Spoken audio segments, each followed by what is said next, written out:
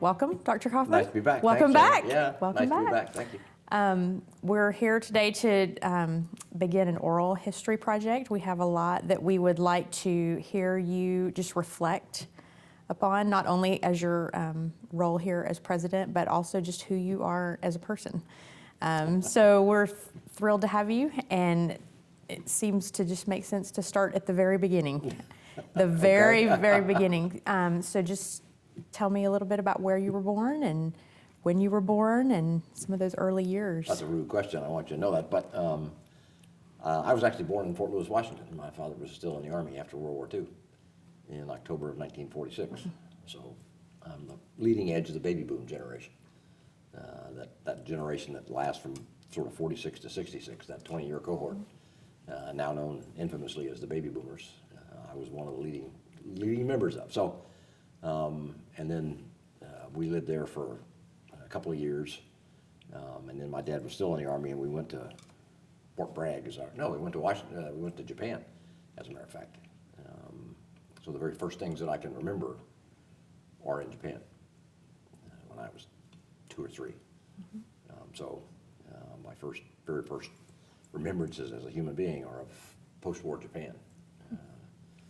My father was there initially to work on General MacArthur's staff, but then the Korean War broke out 3 weeks after we got there. So my father went off to fight the Korean War, and my mother, brother, and I lived in Japan for 3 years. And so you talked about your brother. How old is your brother? He's 6 years older than I am. He was born in 1940, and so there's obviously World War II in between us. So talk about your family when you were younger, you and your brother and your mom and your dad there in the Army.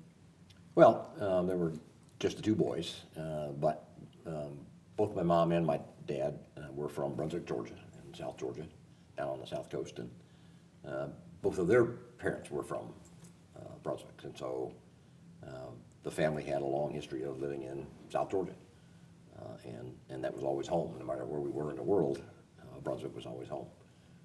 And so when we came back from Japan, we went to Fort Bragg, North Carolina, and then we moved to France, and we moved to Germany, where we lived for 3 years when I was in, I called it elementary school in those days, third, fourth, and fifth grade.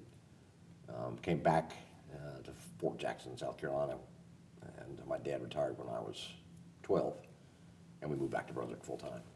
Although we would stop into Brunswick every now and then if Dad was off on some assignment where he wasn't accompanied.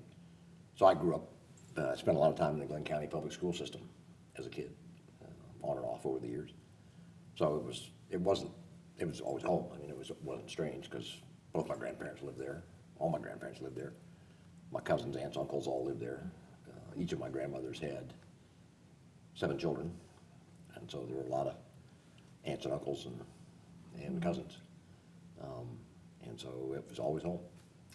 But we moved there full time and when Dad retired, and I went to high school there and graduated from Glenn Academy in 1964. And when I was a junior, I read a book about West Point and thought it looked interesting.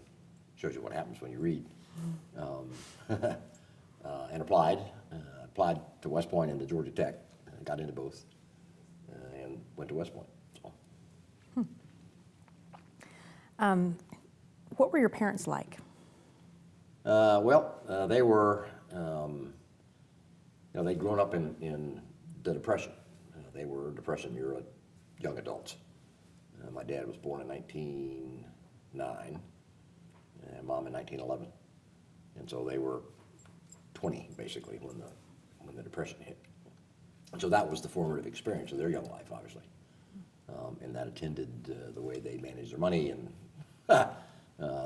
consequently the things that we did and did not do, because they were, as most of the people in that generation, they were just very careful with their finances, prudent. If we bought a new car, we paid for it, and if you couldn't pay for it, then you didn't need it.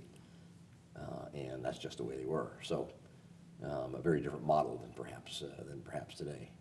But they were from small town, southern Georgia, and My dad never went to college, but ended up as a full colonel in the Army, which you can't do today, but in those days you could. He had joined the Georgia National Guard in 1927, and then was called up in 1940 when the Georgia National Guard was mobilized for preparation for World War II, and then stayed on for 20 years, because he said he didn't especially relish the idea of going back to counting pennies in the bank down there in Brunswick. So he found the Army exciting and a lot of responsibility, and he was an officer, and so we enjoyed it, wandering all over the world. Mom was, again, very traditional Southern mother, who devoted her time and attention to her 2 sons. I'd like to think my brother took more of her attention than I did, but nonetheless, that's probably not true. What did your brother do? What was he He doing? graduated from the University of South Carolina and was an Air Force officer, and was spent 25 years in the Air Force, and then retired and went to work for Boeing in Warner Robins, and now he's retired and living up in just outside of Greenville, South Carolina. So, Did you ever have any sibling rivalry? no, he was 6 years older than I was, and so that, when you're a kid, 6 years is an enormous difference. You know, it's a generation essentially, and so we didn't have a lot of interaction except sitting in the backseat of the car as we were traveling across the country, because my mom didn't fly. So if we were in the United States, we drove, and if there's an ocean in the way, we sailed. But other than that, no. I mean, because 6 years is just a huge difference for kids. So we actually didn't get really, really close until we were adults. What is your most sort of pressing childhood memory? Pressing or depressing? Both. I can remember when we lived in Germany. We lived in a town called Gießen, and this was in 1955, 4 or 5. And they were still digging rubble out from the war. And so I can remember when I was 9, I guess, seeing these destroyed buildings that still hadn't been cleaned up after the war. And there was a large number of, we call them displaced persons, refugees, basically German refugees, who, the devastation that even I can remember then, even almost 10 years after the war, was astonishing. And so I remember thinking, yikes, this is probably something we don't want to do very often. So that's the most sort of pungent memory that I've got, is of seeing that devastation. Same was true in Japan. I can remember the Japanese people, same thing. They had been, of course, we had been bombing the homeland for 4 years, in the destruction and the devastation and all that went on as a result of World War II. So that made an early impression on me. Do you think that seeing war that young, do you think that changed the way that maybe your future went? It should have led me in another direction, since I ended up being in the Army for 37 years. But what it did was instill in me, I guess, a sense of that what matters in life is people. And I grew up in the segregated South. The high school I went to was segregated. Every aspect of society in Georgia was segregated in those days, not just by policy, but by law. I mean, it was the law. And as soon as you got old enough to sort of recognize what was happening, you sort of, at least I sort of figured out, this is not right. You don't treat people differently based on the color of their skin, that everybody has. If in fact we believe what we say, everybody has basically inalienable rights.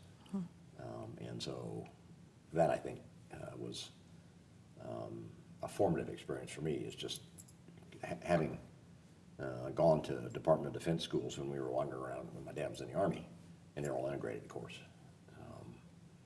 And coming back to Georgia, where the schools were segregated, everything was segregated. Schools, restaurants, everything. It was a bit of a shock. Do you think that you were sort of alone in the way that you saw things at that time? Not alone. There were obviously divisions. I mean, some thought it was the natural order of things and it ought to be that way. I mean, it was a very racist society. Others didn't. And so you sort of divided up depending on how you saw the world in those days. And so the people I tended to hang out with were those who sort of had my view of the world in terms of how you think about people. How about sports? Did you play sports as a Yeah, child? I was a good, when we were all the same size, I was a really good athlete. And then I stopped growing, everybody else kept growing, but I was a very good baseball player. So I played baseball in Little League and Babe Ruth League, we called it, in those days. Didn't play in high school because you couldn't. I played football because I actually used to be able to run fast. But spring football interfered with baseball, so you couldn't do both. So I played football in high school, and baseball when I could. Basketball some, although since I stopped growing relatively early, it clearly wasn't going to be my game. But it was fun. You know, I played in high school, but obviously wouldn't go anywhere after that. But yeah, I was a good athlete. I like having grown up in a climate where you can be outdoors all year. It was just a natural thing to do because we were always outside playing something, baseball or football, something. What about pets? Did you have pets as a child? We usually had a dog. In fact, I remember our dog named Dozo, which was when we were in Japan. I was 2 or 3 when we got Dozo, and then he was still there when we left. So that was the first traumatic event of my life. Was I had to leave the dog. And then we had dogs on and off over the years. So yeah. Like your best friend? They were, you get attached to animals, but my mom, being a very traditional Southern woman, didn't allow pets in the house, and so the dogs were outside dogs. They didn't live like so many do now inside the house. They were out in the yard. So if you wanted to be with a dog, you had to be outside. Tell me about your home, like in Brunswick. What does that home look like? Well, it's not surprisingly, it's sort of a one-story ranch house that was the architecture of the late 50s and early 60s, which was a major step forward in the South because most Southern homes in those days had, they were made out of wood and they had a tin roof and they had no central heat, not much less air conditioning. Nobody had air conditioning, and they had big, tall windows because the air conditioning system was you pulled the window up from the bottom and down from the top, and the hot air went out the top and the, quote, cooler air came in the bottom, and that was the circulation in your house. And in the winter, you had a fireplace, and then you had the stove in the kitchen. That was it. And so by the late 50s, early 60s, as they started to build ranch houses, it meant you had, they were made out of brick, it meant you had central heat, which was new. It didn't have central air conditioning originally. We added it on later. So the house itself was from that perspective, was quite nice. But the best part of the house was it sits on a creek. We call it a creek. It's a river on 4 acres on a river. So I could walk out into the backyard. And we had a boat. Get in my boat and off we went. So it was a great place to grow up. In fact, we still have it. We kept it because you can't buy 4 acres of waterfront property these days anywhere for any price you can afford. So we still keep it and go down there about once a month. We've renovated the house, obviously, but. What is the air like now? The central heat and air there? Better than it was. Yeah. Modern? Oh, yeah. So it's got all the indoor plumbing and all that. It's been updated, so it's quite comfortable. But it still sits in that very special place. And my dad liked to be outside, and so he planted, as near as I can tell, about 1,000 azaleas on that place that are still there.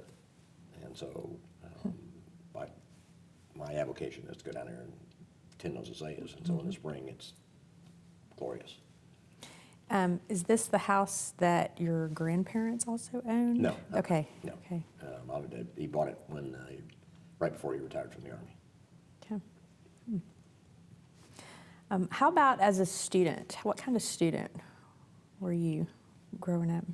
Well, I mean, I was an A student, so school was never much of a challenge. It was always fun. So, in that sense, Did it just come naturally to you? yeah, I actually used to have a pretty good memory. It's long gone, but I used to have. But you can't remember it. Right. And so, I didn't spend. Once I looked at it, I had it, and so it really wasn't hard. And so I did well, and I didn't have to work very hard at it.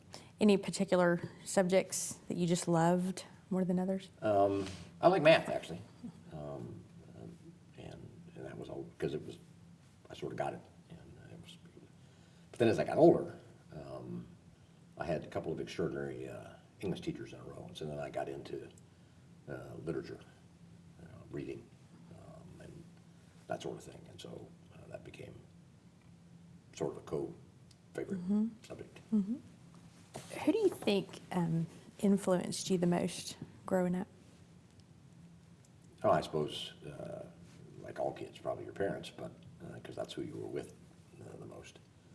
And because we moved around when I was a boy, you didn't have that single set of influences. So probably mom and dad, but I also had two grandmothers. My grandfathers died when I was pretty young. My paternal grandfather died when we lived in Japan, and then my mom's dad died when I was 8. So they were like Southern males did in those days. They died pretty early. But both my grandmothers, one grandmother lived to be 99, and the other lived to be 90. So they were always a presence in your life. They were kind of an anchor because they were always there. And so no matter where in the world we were going, when we went back to Brunswick, we went and stayed in one of their houses. So that was kind of the bedrock, if you were. So both my grandmothers were just people that, when you think about the stability in your life, they were always there, as were mom and dad. So that's probably the 4 people that had the most influence. You talked about stability. Were there other qualities that your parents or your grandmothers had that you think just really had a big impact? The pop phrase "steel magnolia" comes to mind because, as I said, both my grandmothers had 7 kids, and both outlived a number of them, and that's tough. They outlived their husbands, and they had to bury 3 or 4 of their children, and so that's hard to do. And so they were, well, on one hand, they were the quintessential grandmothers, and they always treated their grandchildren famously well. On the other hand, there's no doubt who was in charge. Yeah. Okay. How about your favorite book? What's your favorite book? Of all time. Or maybe what was your favorite book? Maybe when you were young. It's hard to know, because I did love to read when I was a kid. And I started to read and read a lot of stuff. I remember, this is funny, that there was a series of books about Freddie the Talking Pig. And it was kind of science fiction in that this pig could talk, but he was also involved in lots of adventures and human drama and all that sort of thing. And I don't know, there's 6 or 8 of them in this series about Freddie the Talking Pig. And I found them in the Brunswick Library when I was a boy, and somehow, I don't know why I remember that, but I remember the Freddie the Pig series. And then when I was 13, I think I read Gone with the Wind, and that was an incredible experience because it was, in Margaret Mitchell's wonderful prose, kind of a description of the antebellum South, and at a time when the South was beginning to change, just beginning to change. So that always stuck with me. And so if I had to pick one, it's probably Gone with the Wind. But there are so many others that, once you love to read, when somebody asks you what's your favorite book, the answer probably should be the first one, whatever it was, because it instilled a love of reading. So. Why do you think Gone with the Wind had such an impact on you? Well, I think it was only because I was living in Georgia, and of course had been called myself a Georgian, even though we never lived here. But it was the sort of drama of what happens when all the structures that you see disappear. I mean, the world literally was gone. The world of the antebellum South was literally gone with the wind. And so, how do people and governments and entire societies adjust to complete change? And ironically, it happened at the other end of my career, at the end of the Cold War, because all those structures disappeared in remarkably rapid fashion. And it was kind of interesting to see how societies tried to adjust to a world that was completely different than anything that they knew. So I think in that sense, it was really almost a harbinger of what was to come. But it's a great it's a great examination of how people respond in situations of complete uncertainty. Do you think that has played into your sort of desire to create something out of nothing? I think what it did do was you begin to think, okay, what happens when the things that I see disappear, or what happens if things were different? And I think that's really what attended all of us here as we were beginning to create Georgia Internet College, is to say, well, we've always done it this way, but why? Why can't we do it a different way? Is there a better way to do it? And so what happens when the assumptions that people make about what a college has to be disappear? Then you have that opportunity for creativity and innovation that you were such a part of. They were all part of here as we were at GGC. So I think that's probably where it comes from. How about, were you a Boy Scout? I was a Cub Scout, but because I was moving around, I never did get hooked up with scouting. So no, I was a Cub Scout for a couple of years, but that was it. Because I know you're a great advocate of the Boy Scouts. Yeah, I think any in any kind of structure that can teach adolescent males discipline and teamwork and respect for other people is probably a good thing. But even though I never had the opportunity to be involved with it very much. You've talked a little bit about the travels that you've done as a child. Did you like that traveling? Was it difficult for you, or? No, well, it was normal because I'd Yeah. done it since I could remember, and so it was actually fun seeing different cultures. Having had by the time I was 13, like I say, we lived in Japan, we lived in France, we lived in Germany, travel all over the United States, and so it was just sort of normal to be exposed to other cultures, and it does teach you that there are other cultures, that the world is different, and it is a remarkably big and diverse place. And so you learn an appreciation, I think, at least I did at a young age, for the fact that there are different people in the world. Talk about how you got from Brunswick to West Point. What is that story? Well, again, when I was, my dad hadn't been in the Army, I mean, it wasn't a complete mystery to me. Although I didn't grow up wanting to go to West Point, I didn't think about it much until I was in high school. And then about the time first part of my junior year, as you begin to think about what are you going to do in college, and in those days, if you were a white male and you want to be an engineer, you went to Tech, and if not, you went to Georgia, and that was sort of it, unless you went out of state, but very few people did in those days. But as I began to think about where I wanted to go to college, so I had read this book about West Point, and a place of impeccable character where people living under the honor code and the honor system just acted in ways that were frankly appealing, because it was an honorable society, as it were. Not that others are dishonorable, but it was just an inherent part of the entire place. And the application process for West Point, as it still is, requires you to get an appointment from your member of Congress or senator, because you don't just apply and like you do with regular schools. So I did that. But I'd also applied to Georgia Tech and had gotten accepted, and had my roommate, who was one of my friends from Germany, as a matter of fact.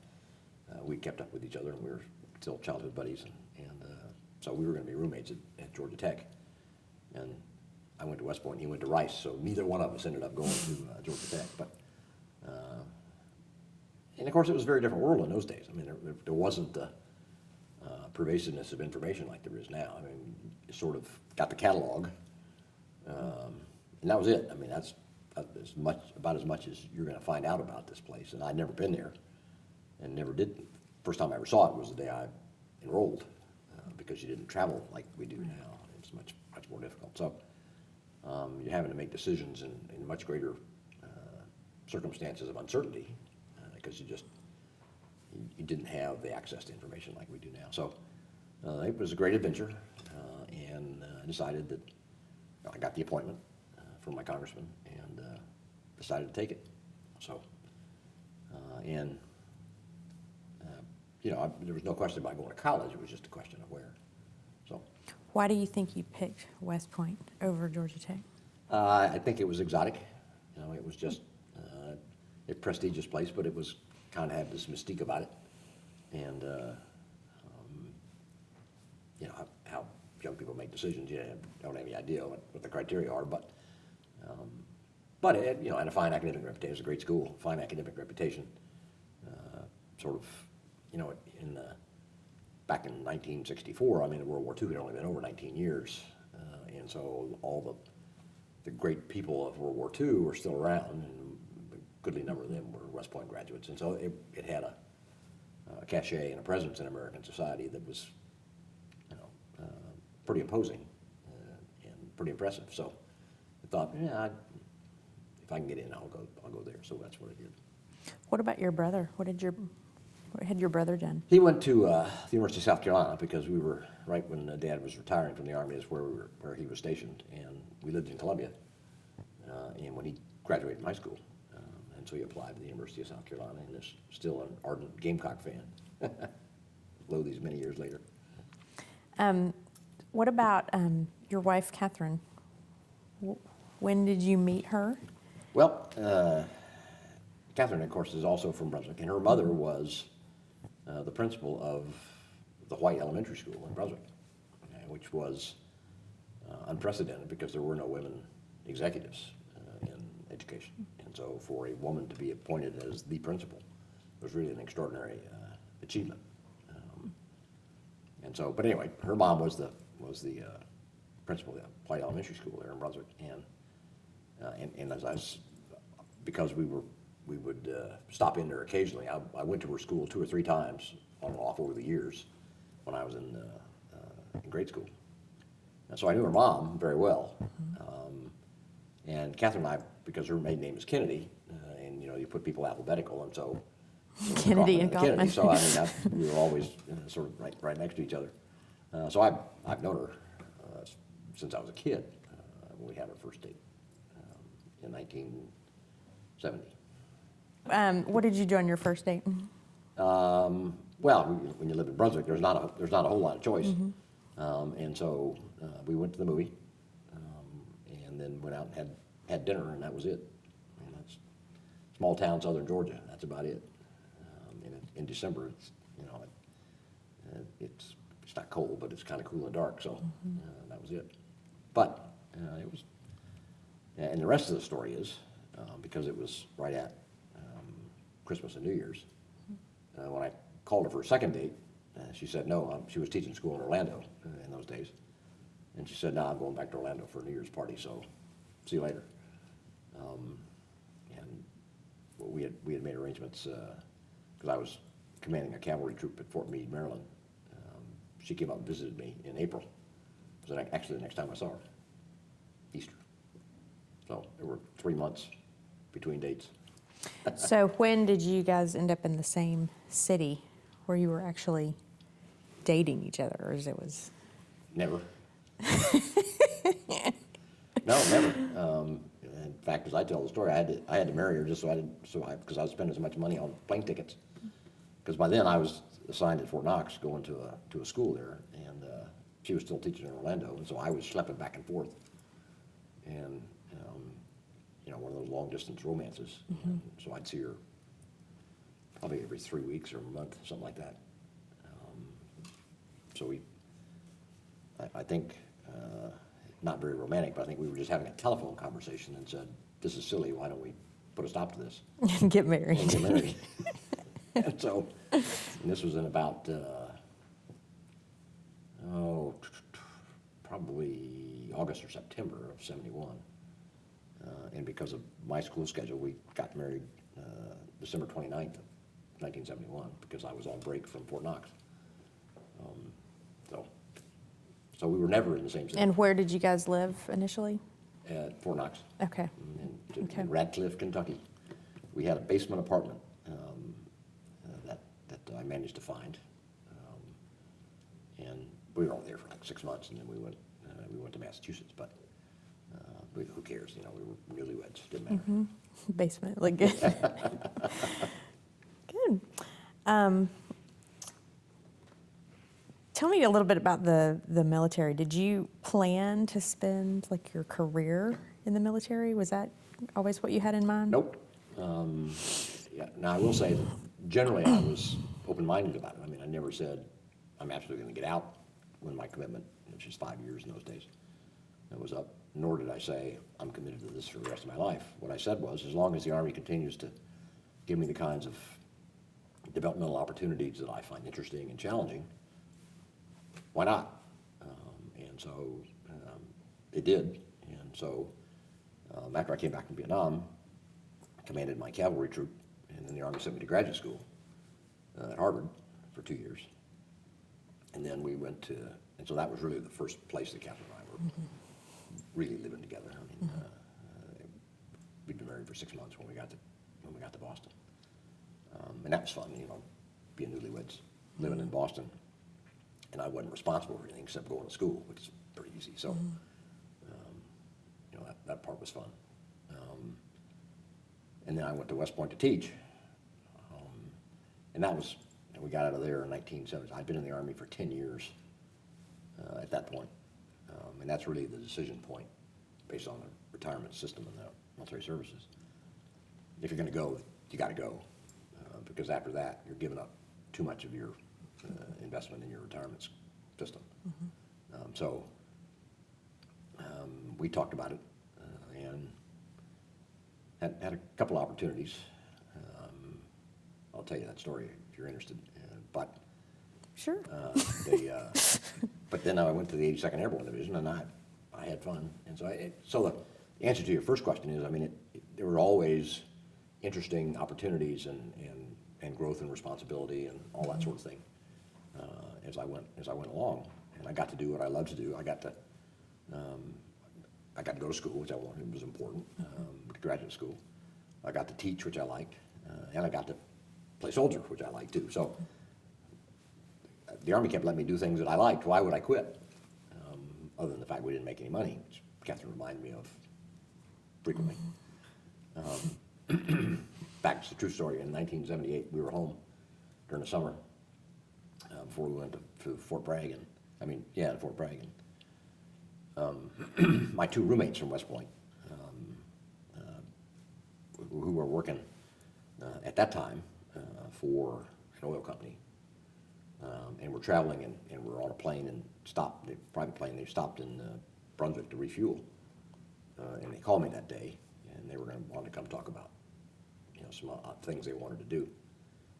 But I was out fishing that day, and so I wasn't available. So they got back on their plane and flew away. So I figured that fishing trip probably cost me $50 million because one of the roommates, as you know the story, was one of the guys who co-founded the Boston Beer Company that makes Sam Adams beer. But between the two of them, they founded an energy company that did very well. So Catherine's never let me forget that. So I hope the fishing was good that day. I don't remember, but it wasn't $50 million worth. But you know, obviously you can always go back and that the die were not cast. But I always loved what I was doing, and I got to be in the policy business because I'm a political scientist by graduate education, engineer by undergraduate education, as all West Pointers were in those days. But and so I got the chance to, when I was a captain, and I was 29 years old, I was working in the White House for President Ford. That's pretty heady stuff when you're a 29-year-old kid.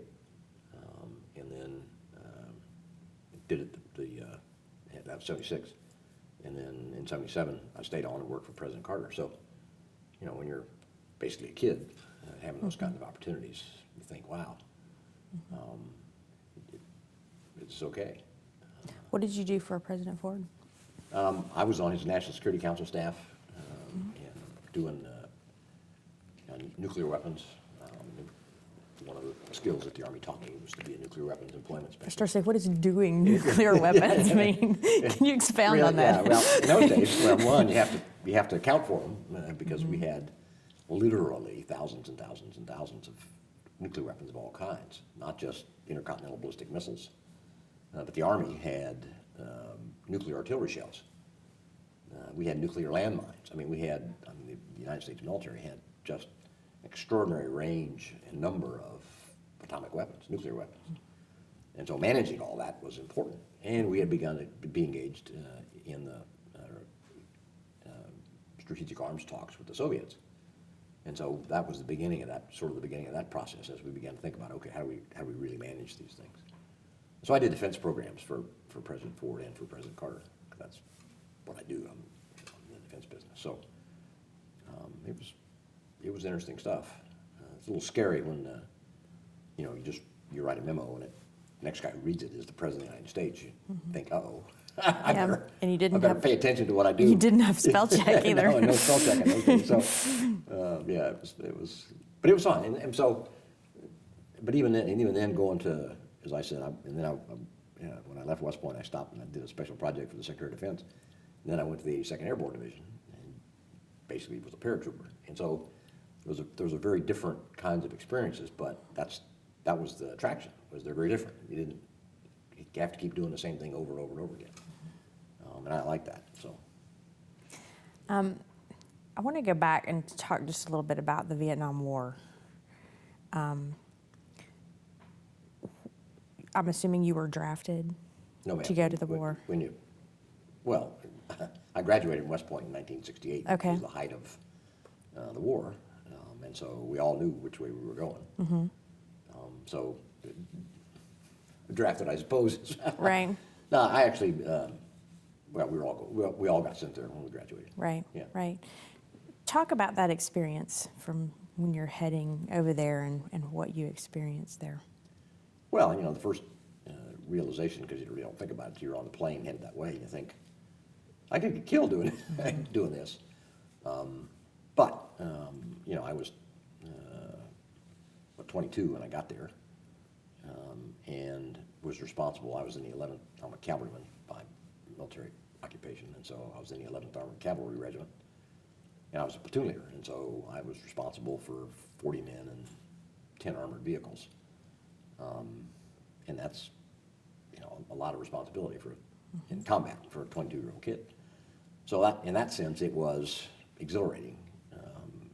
On the other sense, of course, it was horrifying because war is a horrifying business.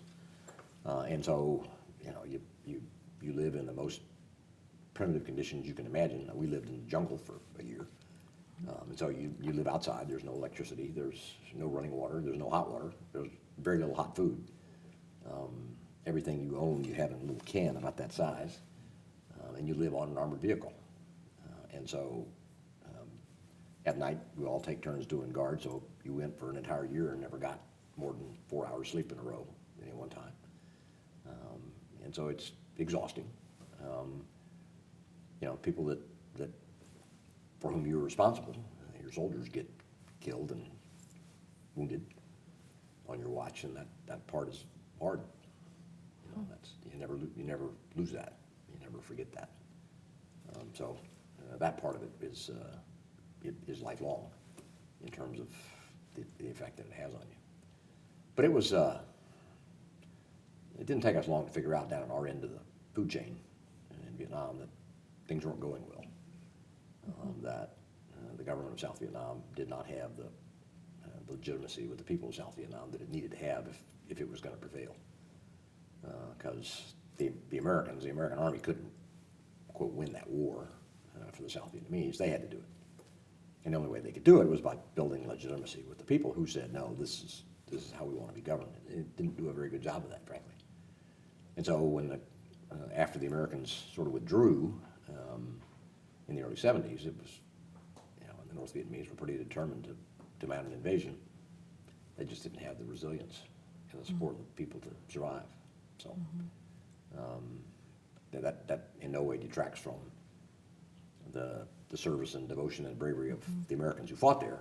It just ultimately ended up tragically not being successful. What did you learn through that experience with all that you saw? What did you sort of capture and bring back? People will do things you cannot possibly imagine.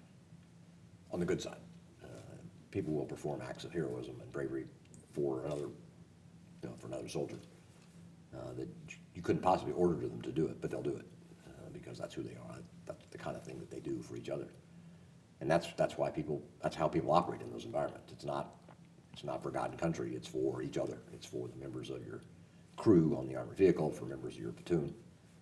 That's about as far as you could see in that environment, and so they do incredible things for each other.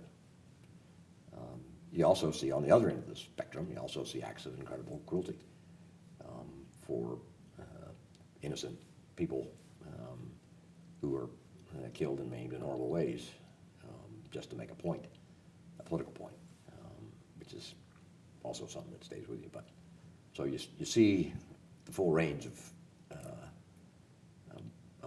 memorable human behavior. Seems like that could either impact you in a, it seems like that would really change you. It would really, as an individual, that it would make you bitter or angry or more wise, or it would have to impact you so deeply. Well, what it teaches you is a lot about human nature, particularly about leadership, because I had to give orders that led us into harm's way, because I got orders that led us into harm's way. But more important, what you discover is the power of inspiration, what you can do by being the kind of leader that people want to follow and that inspires people, so they'll do it because they want to do it, not because they've been ordered to do it. And so as you think about what kind of leader you become, that has attended everything that I've tried to be as a leader as I've gotten more senior and more responsibility at every level, in terms of how do you deal with people, what do you see as your role as the leader, and mine always was the vision thing, as you know, because it inspires people. People want to be part of something important, something successful, something that they feel like they're making a contribution, and you only do that through inspiration. So that's the lesson I took out of it, and an appreciation for service and sacrifice by every one of my soldiers but one was a draftee. I mean, none of them had joined the Army. They'd all been drafted. Except my platoon sergeant, he was like me. He'd been around for a while, but actually not true. I'd been in the Army a year when I got to Vietnam, so he had been much more senior, but these guys were just drafted and given 6 weeks of basic training and 8 weeks of advanced training and sent to Vietnam. And yet they were remarkable young people.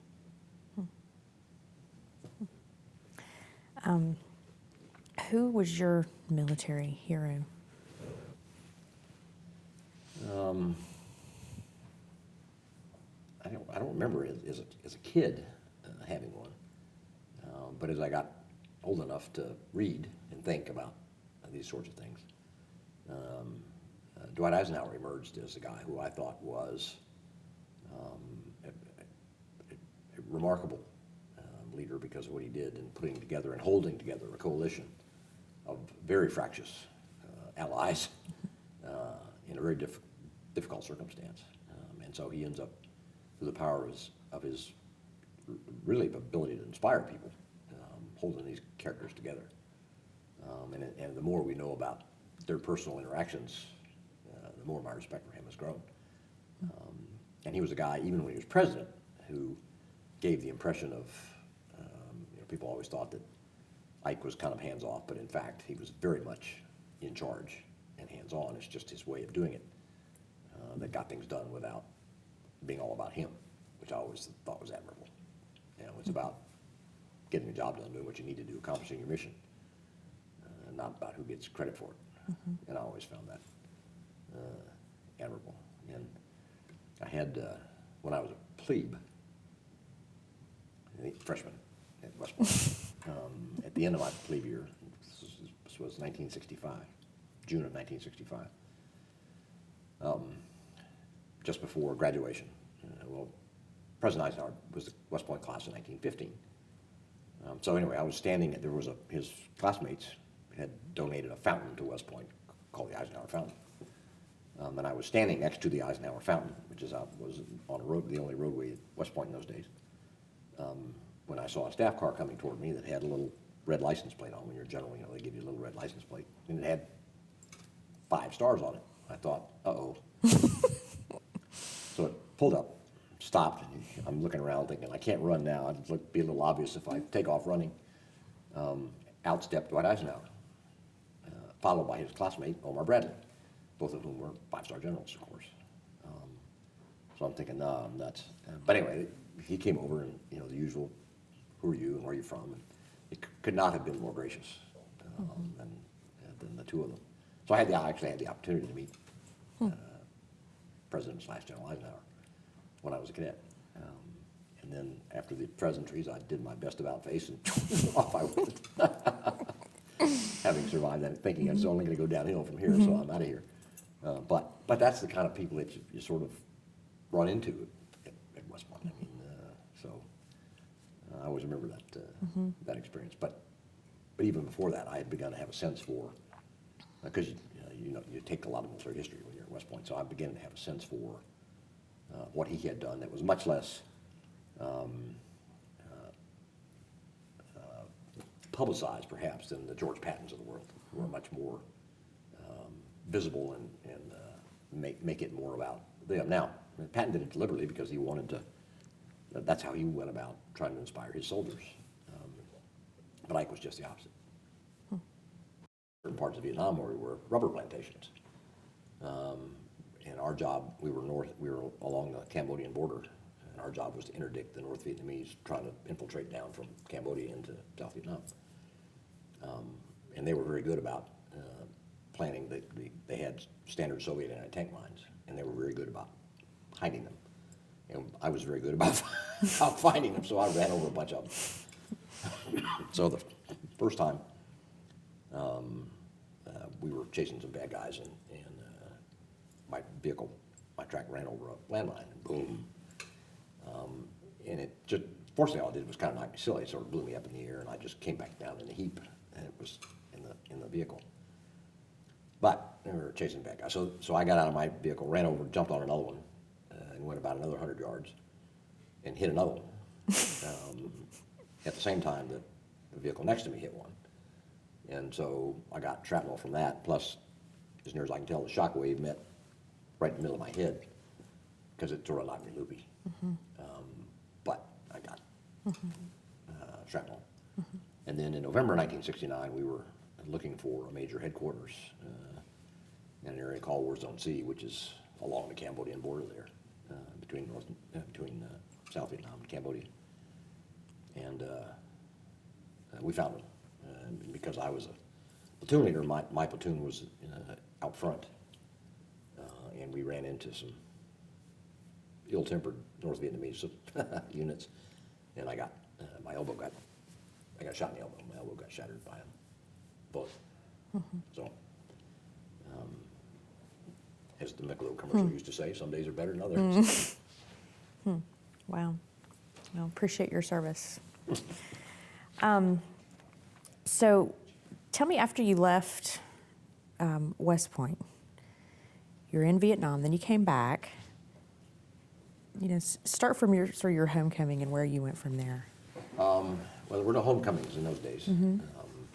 So I came back from Vietnam and commanded an armored cavalry troop in the 6th Armored Cavalry Regiment, which is at Fort Meade, Maryland, which is right between Washington and Baltimore.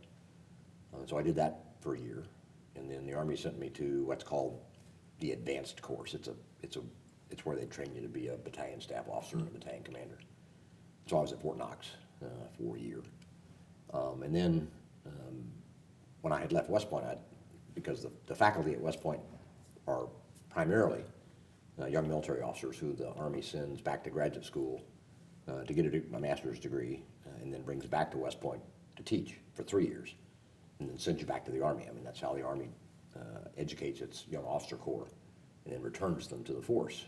So you have a constant influx of graduate educated officers all the time in the Army, which is a good thing. So anyway, I had let them know that one of the things I'd like to do is go to graduate school. And because I graduated in the top 5% of my class from West Point, they sort of had that was part of the deal. They sort of had to send me. But the timing was good. I mean, I'd been to combat. I'd commanded a cavalry troop. I'd done the things that I needed to do. So in 1972, I went to Harvard for 2 years to get a master's degree in public administration, really in international relations, but the degree is MPA. And then at the end of those 2 years, I went to West Point to teach. And so if you do the math, I graduated in '68. I was back teaching in 1974, only 6 years later. And I taught in the Department of Social Sciences, which is the combination of political science and economics. And I taught international relations and national security policy. And I discovered that I really, really liked to teach. And then did some research and did some little bit of writing, publishing, but really you focused on the teaching mission there. And so I really liked it. But then we left there, and I went to another school at Norfolk for a couple of months, and then went to Fort Bragg, North Carolina, and then was getting ready to go to Europe. And in those days, U.S. Army had 300,000 soldiers stationed in what was then West Germany. And so, being a good cavalryman, it was my turn to go defend the frontiers of freedom there against the Soviets. And I got a call from West Point about another opportunity, because the senior level academics at West Point are Army officers. In other words, the department chairs and those kind of people are lieutenant colonels and colonels, all of whom have gone back and gotten a terminal degree. So they can go back and get their PhD and then come back and provide the leadership and stability for the academic departments there at West Point. So I got a call and said, would you like to apply for one of these jobs? Well, that was how I did, and was fortunate enough to get selected for it. So instead of going to Germany, I went to MIT and spent 2 years there and got a PhD. And then went back to West Point, being in charge of the international relations program there. And then after sort of running that program, I became the department chair. And then after doing that for 4 years, I was selected to be the provost. They call it the dean, but it's the provost, the chief academic officer there. So that's what I did. How long did you serve as 5 years the provost as the provost, yeah, 5 years. And then retired from the Army. And literally the week before I left the Army, when we left West Point, I saw the ad in the Chronicle of Higher Education for unnamed state college in Lawrenceville, Georgia. I still have I still carry it around. It's in my briefcase. I still carry the ad around. But Catherine and I, we were going to come back to the Southeast, because at that time my dad and her mom were still alive, and so we had elderly parents that we knew we had to take care of. And our daughter had gone to Furman and had settled in Greenville, South Carolina, and our son had gone to Davidson, just outside of Charlotte. And after he was finishing his Army time, he was going to come back to Charlotte. And so our family was going to be in the Southeast. So where we lived was more important than sort of what I did. But I was in the hunt I liked academia, and I was in the hunt for a couple of college president jobs when I saw the ad for unnamed state college. And if you put a pin in the map, Atlanta's the perfect place for us to live, between our kids and ultimately our grandkids, and then where our parents were back home in Brunswick. So I applied for the job and was lucky enough to get it. So that's how we ended up at unnamed state college. How do you think your role as the provost really shaped your desire to be a president and ultimately be the charter president of Georgia Gwinnett College? It was the perfect. It was sort of the perfect training ground, because a lot of the practices that that we do here at GGC, that we put in place at GGC, we did at West Point, the small classes, for example. Now, West Point's always done it that way. It's never been more than 15 cadets in a section. And so one of the hallmarks of GGC, of course, is small classes. Focus on the teaching mission. Same thing at West Point. You know, you do a little bit of research and writing. The focus is on the student, the cadet, and ensuring the maximum that cadet lives up to his or her potential. And so, and a college that was focused on the teaching mission rather than on research and other kinds of missions, I knew would work. And I also knew because we had begun to hire civilian faculty at West Point. Congress made us 25% of the faculty are now civilians. That I was astonished that there were literally every year hundreds and hundreds of PhD educated people who wanted to teach and be in a teaching institution rather than a research institution. So I knew the market would provide us with those kinds of committed and dedicated teachers. And so when you begin to think about all the practices that ultimately we put into place here at GGC, essentially all of them I got from my experience at West Point. And so it was the perfect preparation to start a college. Now, it would not have, if I'd taken over, if I'd been gone to been the president of an already existing school, it would have been very different perhaps, because then you're having to undo a lot of cultures and change a lot of practices, and your physical plan doesn't support that kind of approach, whereas here at GGC, we built it to suit. As you know, here at GGC, form follows function, it doesn't determine it. And so we decide what we want our academic facilities to be, and then we build them that way. So I think, from my perspective, it was the perfect preparation for what we ultimately did at GGC.